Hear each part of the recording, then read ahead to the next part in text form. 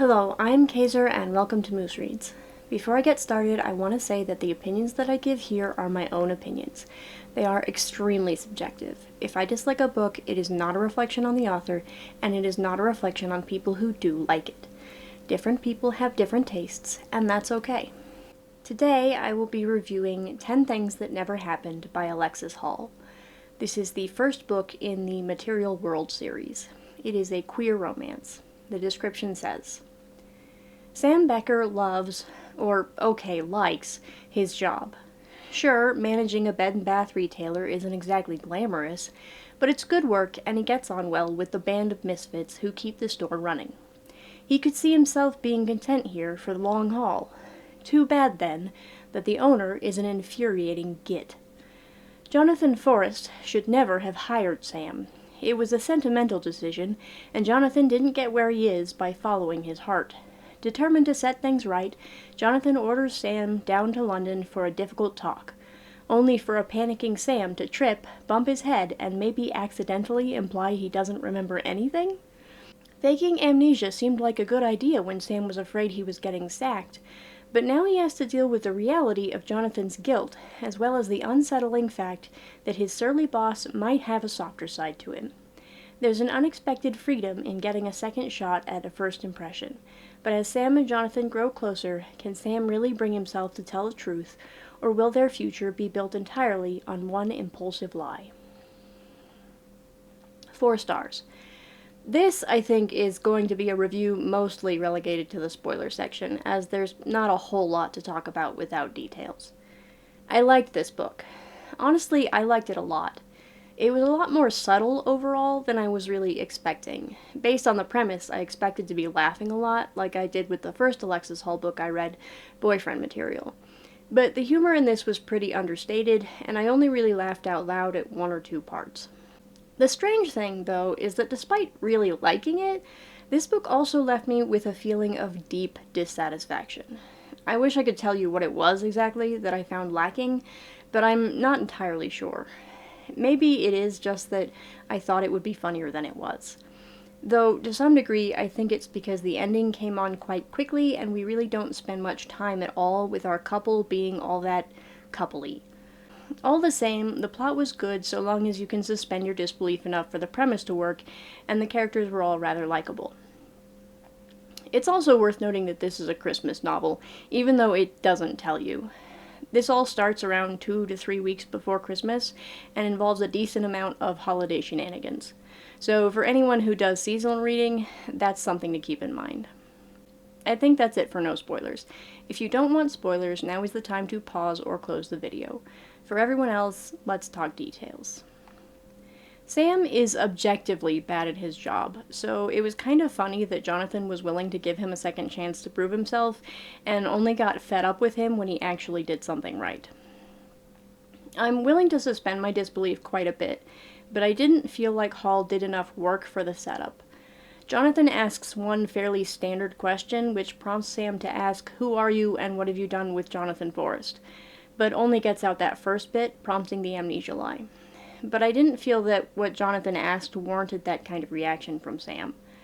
I'm also pretty sure, based on his personality, that being presented with Sam needing to be taken care of for a few weeks and not having anyone to do so, Jonathan would have hired a nurse or something to do the job rather than host him at his own home and his own inconvenience.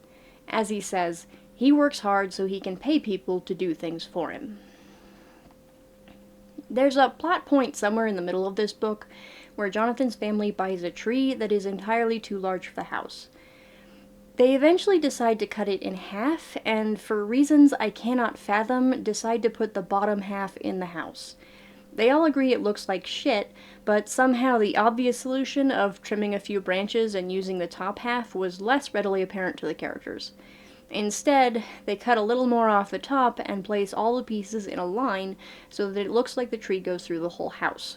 This might look kind of neat from outside, but inside they still got the bottom half of the tree looking like shit. They get partway through trimming the tree before Jonathan has a fight with his dad, and the family all leave. Later, because of a burst pipe, the family comes to stay with him for a bit. Someone remarks that it's a shame they didn't finish, but they all just kind of leave it, which felt kind of odd to me. When the family comes to stay, they're trying to work out where everyone will sleep. There's a tree in one guest room, so the 5-bedroom home is reduced to 4. That works out to 1 for Jonathan, 1 for his parents, 1 for his sister, and 1 for his uncle, with Sam being the odd man out. I thought Hall was maneuvering towards an only 1 bed scenario, but then Jonathan takes the couch. Disappointing. The burst pipe is also the first point that I think we're told Sam used to be a plumber, and I feel like this should have been a stronger through line. I would have liked Sam to have said earlier in the book that he interviewed for the bath and bed job, because it seemed like a logical move from being a plumber since he couldn't do that anymore. That way the reader would be primed to ask questions like, why did he quit plumbing, and the later reveal that he had a plumbing business with his dad and was too depressed by his death would have had a little more impact. Honestly, everything surrounding Sam's parents felt poorly handled. Like, there were hints throughout the book that they died, but they weren't very strong hints, and the question of when and how were very much up in the air. We don't actually find out until the very end, as he's reconciling the third act twist. Even then, it feels brushed over with a single sentence to clarify exactly what happened, and vaguely indicate how long ago. We know he was devastated because he's been phoning in his life for a couple of years, but he doesn't really connect their death back to his grief in any meaningful way while talking to Jonathan. I also wasn't entirely satisfied with the reconciliation. The third act twist isn't really a twist, as it's very clearly outlined from the start. Jonathan finds out Sam has been lying about having amnesia and is hurt. Sam spends about a day and a half sulking on his own before Jonathan finds him to tell him that he didn't want him to leave, he was just hurt. But it felt to me like, if that was the case, he ought to have showed up sometime the day before.